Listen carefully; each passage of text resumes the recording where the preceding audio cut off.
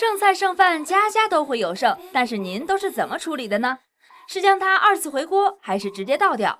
在今天的节目中，叶大厨就将为您带来2道剩余主食的新鲜吃法，由剩米饭变成的香脆无比的锅巴，以及面包变身的山药卷，真的很脆，非常的酥脆，香香脆脆的。同时，营养师还将告诉您如何正确的处理剩余的饭菜，让您在剩余食物中也能吃得安心，获得健康。比如说，我们都知道这个白菜啊、菠菜啊这些菜里面都有一些亚硝酸盐，如果它高了以后呢，就会致癌。走进健康新时代，快乐生活吃出来。您现在正在收看的就是每天带给你好味道以及很多养生知识的健康新时代，我是大嘴。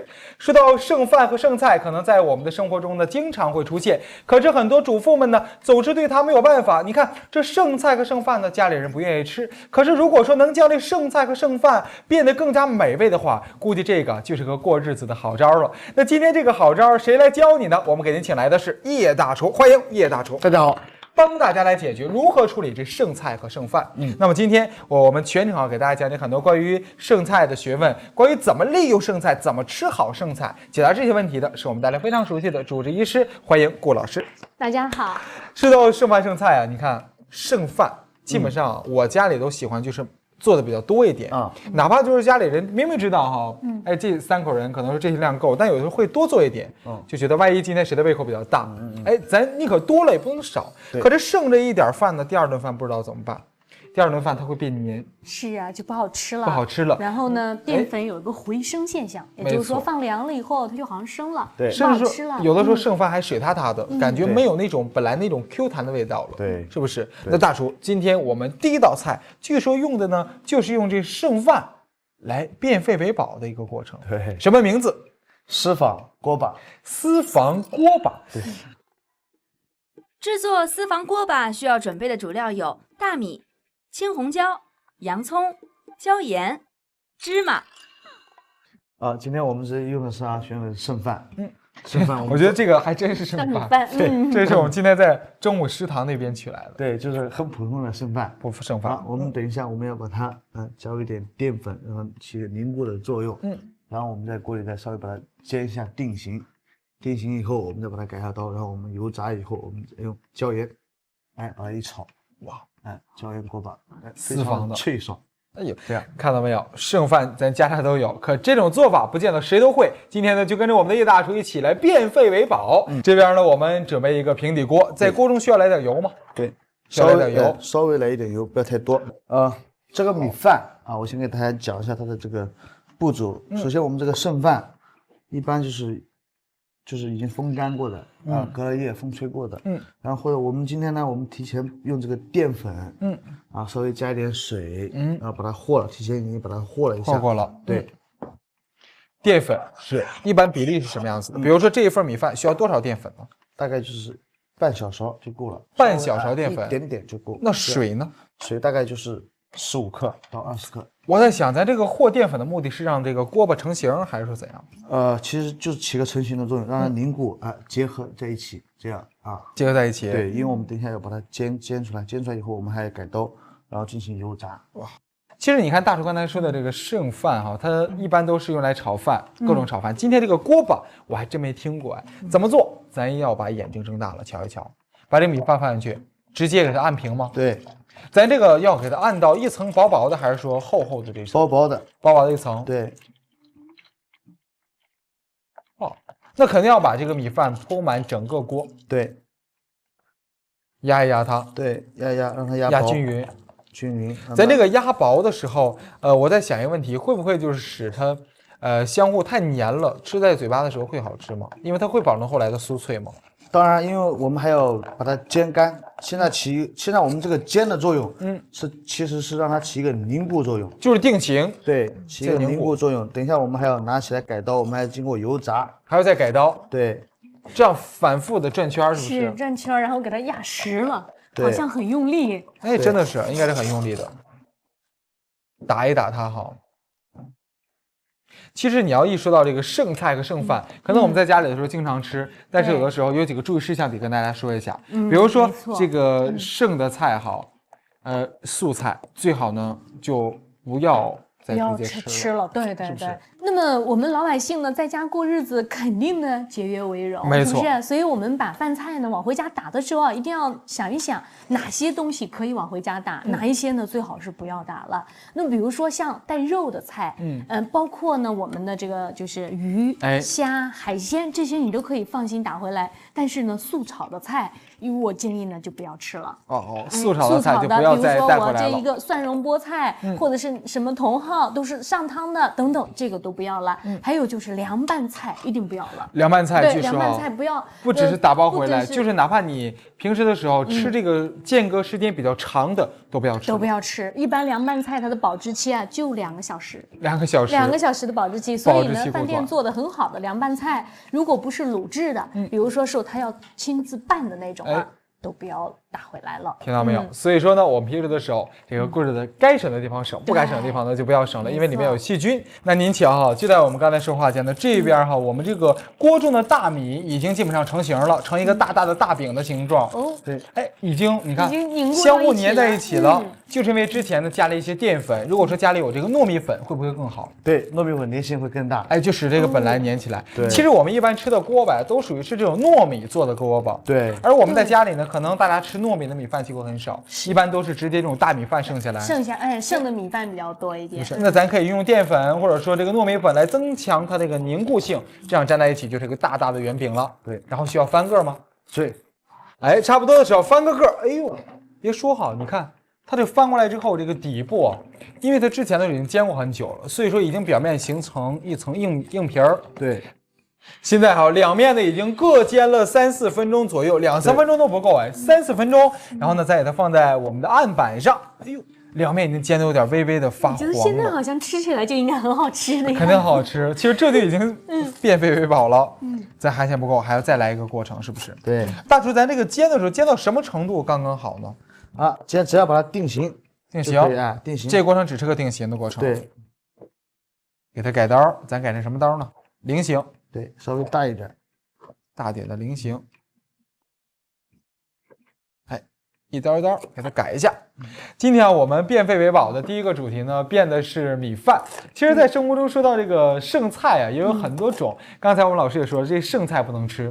可是老师说这个鱼肉，咱可以打包回来。对，可以打包。那针对这个鱼，我们回来如果说想把它处理一下的话，怎么才能使这个营养物质不流失，然后还能吃到好味道呢？那么一般呢，像鱼呢，它要是如果你从冰箱里拿出来，最好呢不要立马吃。不立马吃。对，因为鱼呢含水分高，而且它的蛋白质也极其高，所以呢它有很多的这个细菌愿意滋生。那么我们举个例子你像一般鱼，我们往那儿一放，大概呢要经过2-3个小时左右，它里面的细菌就会翻2倍。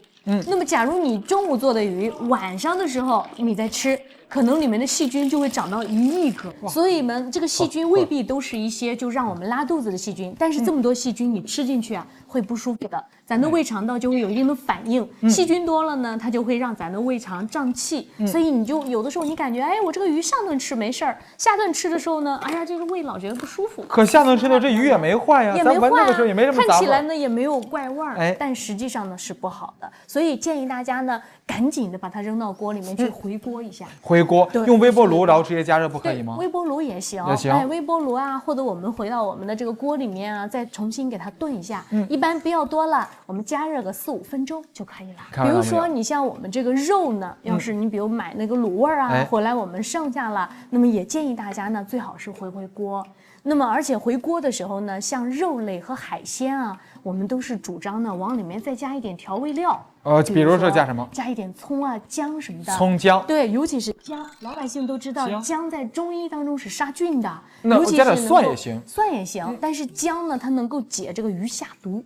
就是我们这个鱼虾里面的这些毒性，它能够给它分解掉。所以呢，一般我建议大家为了提高这个海鲜的好味道，而且吃的时候呢还能够杀菌，所以最好呢，海鲜做这个鱼和虾剩菜的时候再来点调味料。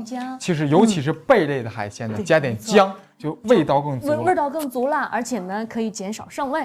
没错，就在说话间，我们这边大厨呢已经将我们这个锅巴的之前的这个雏形阶段已经做好了。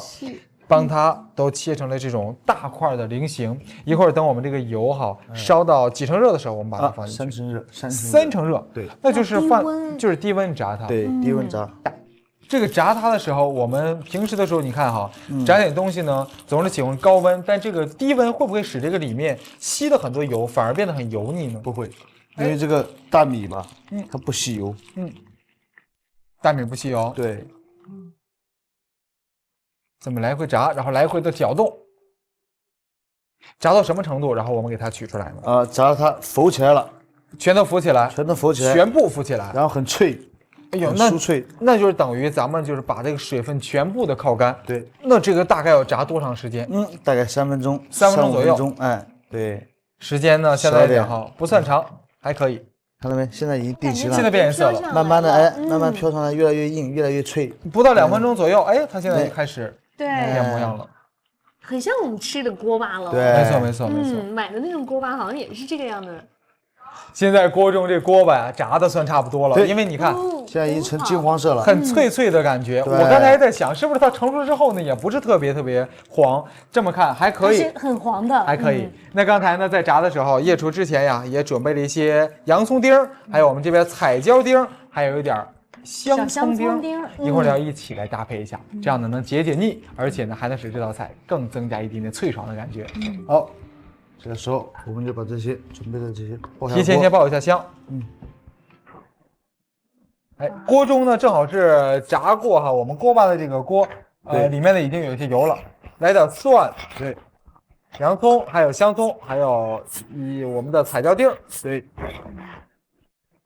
这时候就要撒椒盐了吧？好，现在我们就可以加入些黑芝麻，来点黑芝麻，加黑芝麻是为了使这个它的表面有一点点好看的感觉。那可不可以就是说我们在炸之前就把它和进我们的米饭里面去？可以啊，也可以，对，也可以。好，下入锅巴。这道菜很有干锅的感觉啊。好，这个时候我们就可以均匀的撒上这个味椒盐。椒盐来一个，哎呦，3个个，准备出锅了。这真是经过了一番努力之后，咱的彻底是要变废为宝了，变成一道大菜了。没错，这个椒盐正撒上就可以。黑芝麻现在已经沾到我们的锅巴表面了，而且干干脆脆的锅巴会不会出来那种很脆的那种香香的味道呢？一会儿出锅了，我们尝尝就知道了。从锅中飘来一些椒盐的味道。椒盐呢，我们生活中用的比较多哈，一般我们炸完一些食材之后呢，直接蘸椒盐来吃都挺好吃的。今天我们是和锅巴一起来搭配。好嘞，那好，现在我们摆在我们3个人的面前，一起呢，我们3位为大家来尝一尝这是什么味道。大功告成，来，谢谢。大功告成，可以说经过了一番努力呀。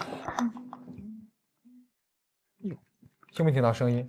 很脆的感觉，当当当响的感觉。真的很脆，非常的酥脆，香香脆脆的，嘴巴里面奏起了音乐，这种音乐呢来源于这种酥酥脆脆的这种口感，对，哇，比买的芝麻香多了，比买的那个锅巴那个芝麻香味儿，是不是？而且不含添加剂，自己做的，吃着也放心。其实在家里面做锅巴呢，可能这是个时尚的事儿，我觉得电视机前的很多好朋友都可以在家试一试，是，打不打算在家里给孩子做一下？可以，是不是？我打算做一下。那今天我们说的是变废为宝，刚才呢是用这个剩饭来做，一会儿呢大厨用什么？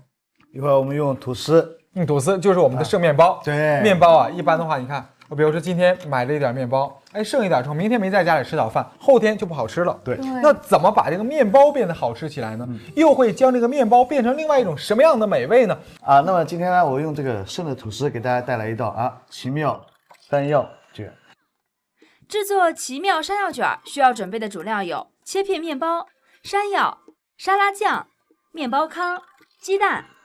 奇妙山药卷儿，对，山药和吐司配在一起，对，然后呢做成一个卷儿，对。那咱这个山药之前已经蒸好了，对，就是这个我们把这个山药去皮，我们把它蒸好了，蒸好了，然后我们把它哎，给它压碎，对变成压碎做山药泥。对，变山药泥。那这个属于是做这个馅儿。对那这个山药里面需不需要搭配一点什么酱料之类的？当然了，搭配什么我们今天用的有沙拉酱，沙拉酱，对用千岛沙拉酱。对，来一点儿。这个山药咱这个比例和这个沙拉酱它怎么调和呢？比如说山药，它俩是1:2，还是说几比几啊，5:1， ？5:1，对，5份的山药，对1份的沙拉酱一。勺，哎，一勺。根据3个人情况，如果你喜欢甜一点，我们就可以多加点糖。对啊，糖。啊，如果你不喜欢甜，也可以不用加都可以。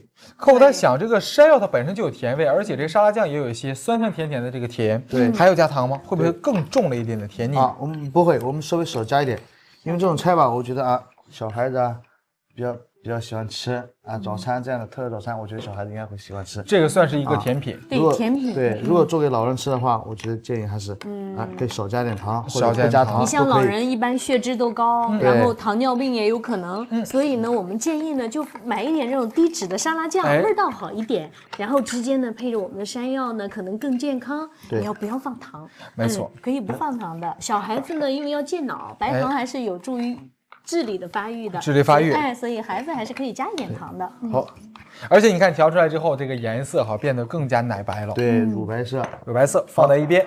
接下来我们把锅中烧好油，一对会儿还要炸，是不是提？前我们先把油烧热。哎，那就在这个过程中哈，我们大厨呢要跟大家来教大家一个招儿，对，将这个吐司怎么歘的一下变身成一种魔鬼型的这种小薄饼。啊，今天呢，我们怎么变呢就把这个生的吐司，我们用擀面杖，哎，我们把它压一下，压一下，对哦，就这么直接压它。对，直接压就行。其实你看压实了，但如果说这个吐司啊，它会特别干的时候，一压它会不会碎掉？如果就是太干的话啊，我建议你可以放到这个蒸一下，稍微用气蒸一下，不要蒸太久用。热气哈一下，哎，哈一下出，来对，就是哈一下的话就叫哈一下，对对对，都可以了。这样土对但我在觉得，如果说用这个热气，再这么这么属于是哈一下，对那它会不会使这个水分沾到里面变囊了？会不会？啊，你不要就是哈大了，也就不要蒸久了，也就不要带久就是用手这样拿着，稍微对一哈气，对对就是回是软了以后，赶紧对就拿用这个出来热气呲它一下对。吃它一下，对稍稍一回软。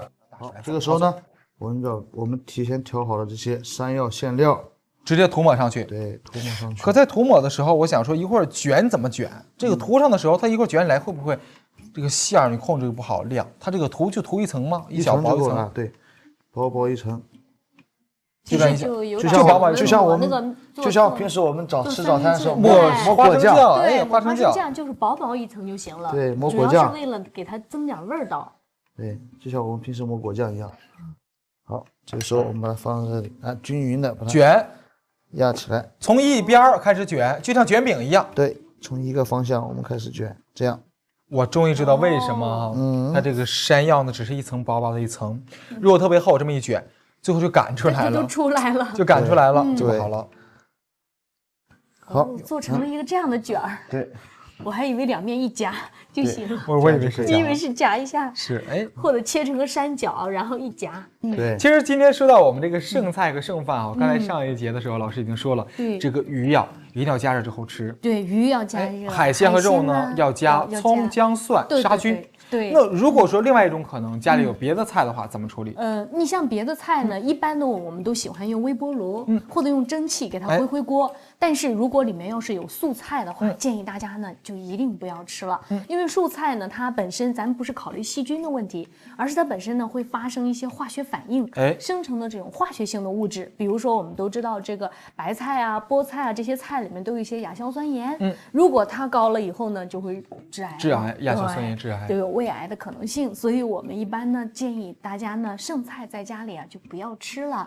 那么一般呢我们希望大家呢剩菜呢最好你比如中午剩的，我们晚上把它吃掉。中午剩的晚上吃，对这属于是间隔的时间呢这属于是最长的期限了。对，最长的期限，千万不要呢我反复的剩，然后热了好几回，这样呢里面的细菌啊就很难保证用温度能够杀灭掉了。就是我只要回锅，好像所有的细菌都能杀灭掉，这个可是未必了。不可以所以不可以，所以尽量的间隔时间呢越短越好。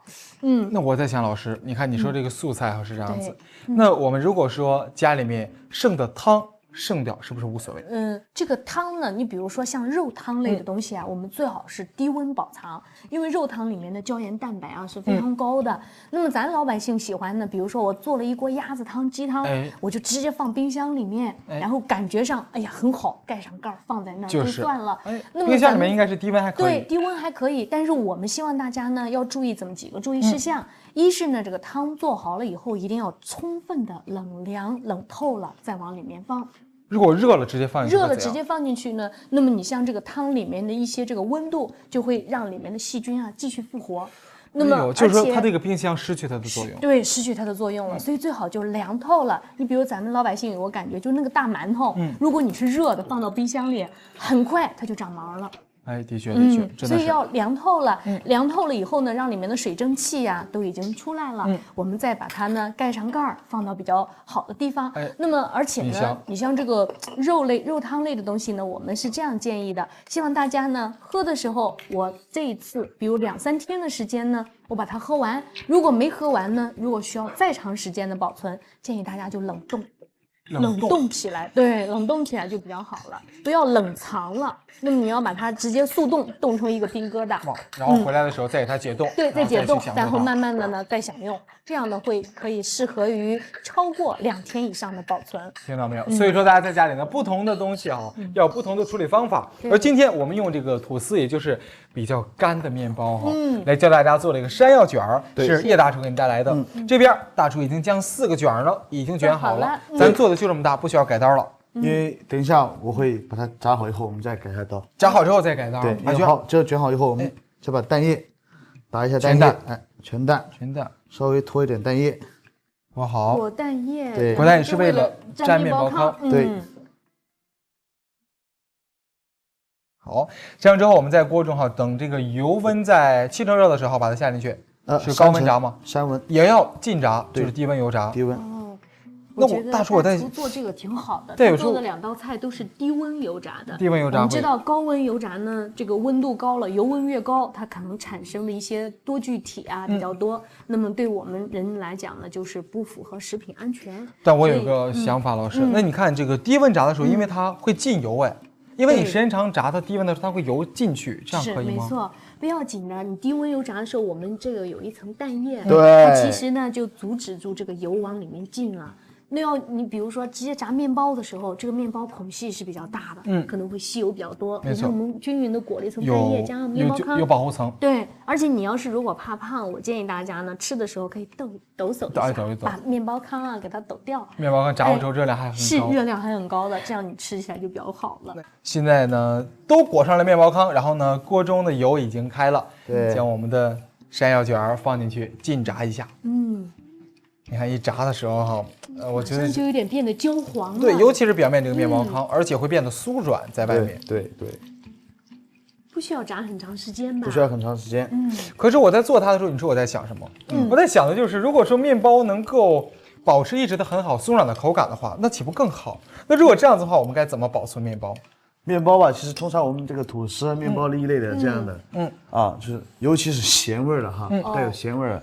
尽量是不要放在冰箱冷藏，因为冷藏嘛，第一，可能感觉我们会低温可能会好，其实并不是这样的。对，这常温最好是常温啊，放在家里就可以。常温啊，放在冰箱里，第一会影响它的口感，而且是不是会面包会发硬，会对渣，面包好像就对干的更，它就是老化的更快一点。对，那家里的馒头啊、包子是不是也会这样？对，也会这样，一样，也是一样，都不适合放冰箱里面。对，尤其是要凉透了。而且呢，我们觉得那个，比如面制品、淀粉类的，最好呢就是冷冻保存。冷冻保存，对，冷冻到一段时间呢，你觉得要吃时间比较长，就把它速冻起来。速冻起来，放冷藏呢是不安全的。如果说实在这个时间太久了，咱就做这道菜嘛，是山药卷儿，而且是怎么讲？奇妙山药卷，奇妙山药，一会儿会出来什么奇妙的口感呢？一会儿看看我们的叶叔怎么做。好，这个时候我们就可以了，可以了，炸表面金黄。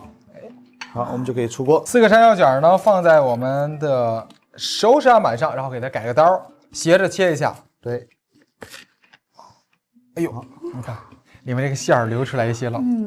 我感觉呢，如果再放一点，就山药卷里面放一点草莓酱啊，或者放一点葡萄干，会不会颜色会更加的这个，好像很有层次，就就是像这个饭店卖的那种山药卷一样的那种。就是其实这个呢，就在于哈，之前这个馅儿，你想怎么活就怎么活，是啊，是不是？包括葡萄干或者蓝莓酱都可以，对，然后放一点果仁儿，都是可以的，是不是？对，是不都没有问题。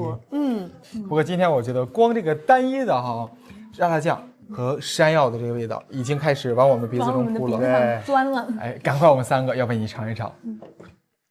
居然没有面包的味道了，我觉着非常非常甜，但这个山药的味道很足。但面包的外皮还有在，还是软的，反而变软了。这个面包的外皮，对，是不是？而且吃起来说，我觉得里面搭配的这个沙拉酱挺好提味儿的，因为它稀释了有这个蛋液在里面，真的很好吃。